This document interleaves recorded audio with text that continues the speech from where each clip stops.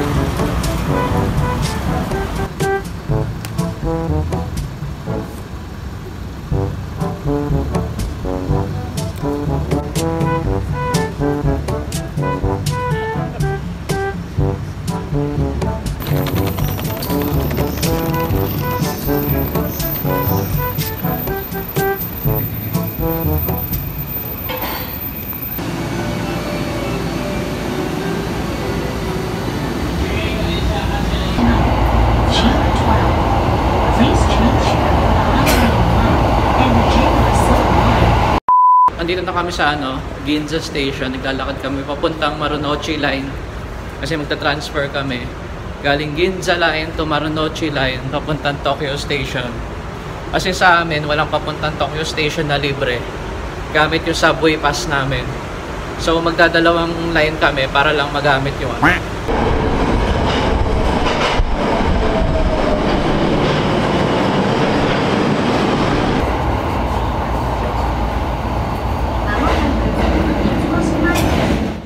And yes, so dito na po kami sa Tokyo Station. Yan. Yan yung Tokyo Station. Then sa likod namin dito is yung Imperial Palace Garden. Tsaka kami mamaya pupunta. Itong Tokyo Station, dito to sa may Marunochi. Katabi lang ng Imperial Palace Garden. Let's sing a song full of hope, full of pain. Why don't you sing along, my friend? For it's our last refrain. Forever young, ever strong, ever brave. Memories like this never end. No, they don't fade away. So when I'm gone, oh, when I'm gone, I'll be right there, close to the sun. Keep holding on.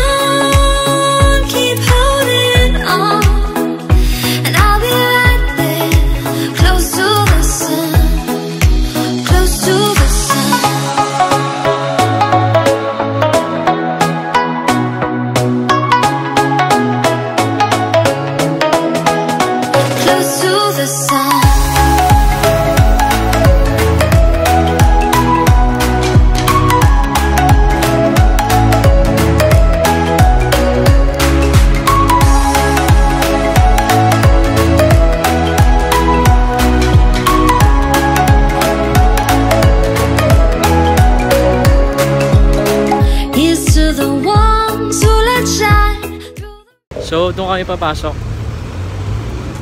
Diyan. Papuntang Imperial Palace Garden. Tapos, mamaya pagbalik namin, dito rin kami dadaan pabalik. Papuntang Hibiya Park. And pupunta pa kami sa isang shrine na tago dito sa sa Tokyo na konti lang nakakaalam.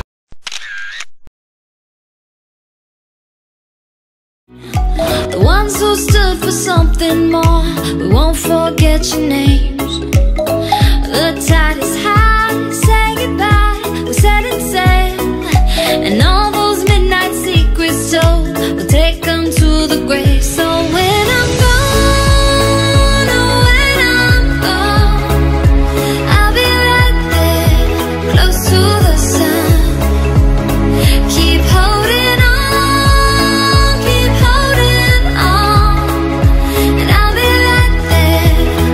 To close to the sun.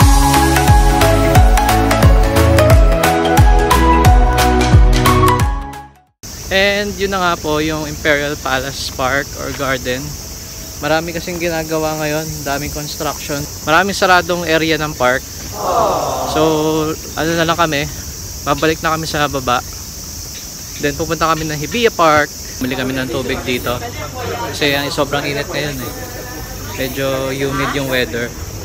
And yung water dito is 120 and 100 yen. Yung 100 yen nila parang ganyan lang. Yung 120, yun yung sulit sa sa budget. And ito na nga po yung Imperial Palace Garden sa likod. Yan. Dami nagpapakuha dito. Mostly mga senior tourist groups. Yan, pupunta na kami ng Hibiya Park. Then sunod niyan, here shrine. Gamit ko ngayon yung iPhone ko pang selfie, pang kuha ko sa sarili ko.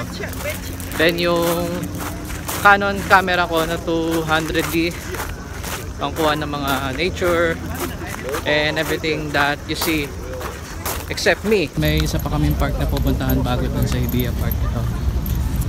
May kilalang statue dito na may kabayo. This is the statue of Kusunoki Masashige, isa sa mga hero yata ng Japanese history. So we're here already in Hibiya Park. Yan. Doon kami galing. Naglakad lang kami papunta dito sa Hibiya Park. Hahanapin namin yung statue ni Rizal. Nandito yan eh. And it's already 3:30. Medyo okay naman yung panahon. Mainit nga lang ngayon. Then pagkatapos ni Rizal, punta kami ng isang shrine. Then balik kami ng Ginza, the shopping district ng Japan or na Tokyo.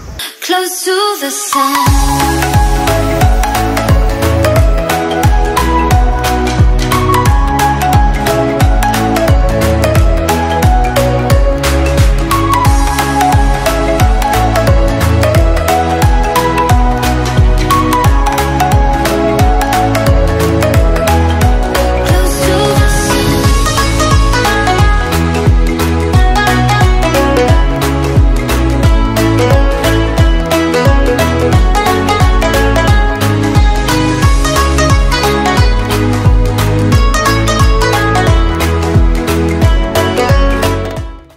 So yun na nga, nakikita ko na yung ulo ng statue ni Rizal dito lang.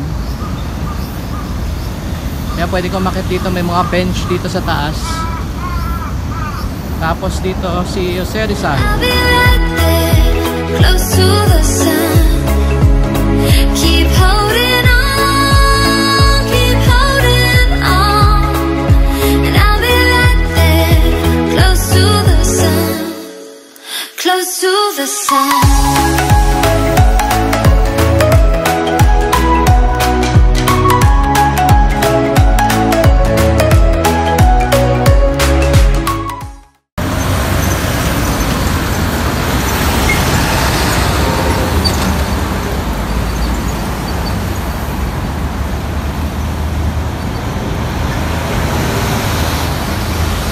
This place is called Tokyo Midtown Hill or Tokyo Midtown Hibiya. Yan. And may statue dito ni Godzilla na maliit dun sa may Hibiya ticket box. Ito ko yung name ng station na namin binabaan. Pero sa along Chiyoda line lang, isang station ay isang train line lang galing Hibiya. So nandito lang yung shrine na pupuntahan namin, din babalik na po kami ng Ginza. And ito na nga po yung shrine. Ito lang po yung pinuntahan namin dito. Kasi mga ganito sa Kyoto or Osaka lang meron kadalasan.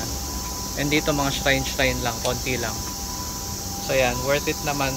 And all those midnight secrets told will take them to the grave. So when I'm gone, oh when I'm gone, I'll be right there, close to the sun.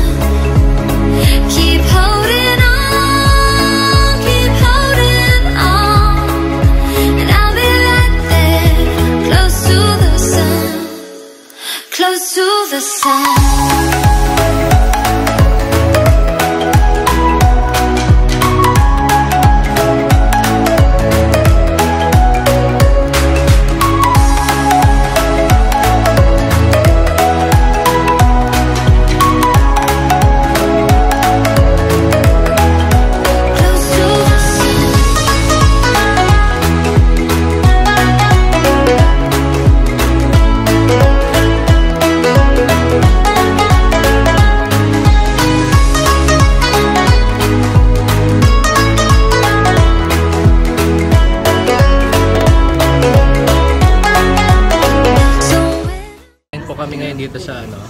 local Japanese food store. Dito lang sa likod ng G6 o Ginza 6. Eh, kumakain kami ngayon ng vegan ramen and isang and rice na may dry curry.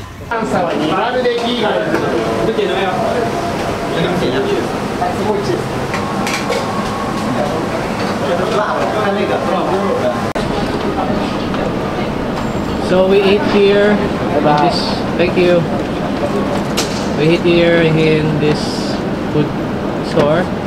Sa likod lang siya ng G6. Yan, ito yung G6, may Starbucks. Actually nakita namin to, itong kainan na to nung nandito kami sa Starbucks sa taas. Ito. Hindi ko alam kung anong name niya in English, pero ito. Eh, nandito po kami ngayon sa labas na. Actually, may mga sasakyan sa gitna. Hindi ko alam ba't di sinarado. And umaambon ngayon. Hindi ko alam kung tutuloy ko pa to. Dito na kami sa gilid naglalakad. Kasi hindi pala sinarado yung kalye. Actually, dapat sinasarado yan eh. Ako ngayon, ba't hindi nila sinarado yung sa gitna. Pero okay lang naman. Kita naman yung mga lights sa gilid. So lahat halos dito ng mga stores are international brands. And dun sa dulo may mga Apple store doon, mga electronic gadgets. Yan. Tapos dito naman mga clothing apparels.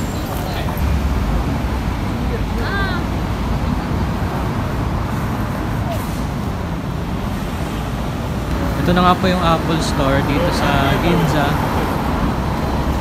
And yan. Itong buong street na to, kino-close daw yan.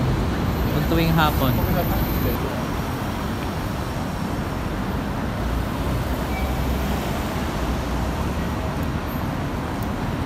And nandito na po kami sa underground na train station. Dito, mabuti pa dito sa mga train station nila, sinasabi nila kung gaano pa kalayo yung yung line na pupuntahan mo, may mga ilang meters, ganyan. And marami ring mga information center. Hello, is this to Kanda? Kanda station? Yeah, protocol number 2. Okay, thank you. So we're going to ride train number 2 going to Kanda. And yes, we're back sa Kanda station. And this is a wrap for the 3rd day in Japan. Bukas Asakusa and Tsujoji Temple and Roppongi. Yun lang po. And please subscribe in my channel, like, comment, and also on my Instagram page. Follow na lang po. So yun na lang po, hanggang dito na lang. And goodbye.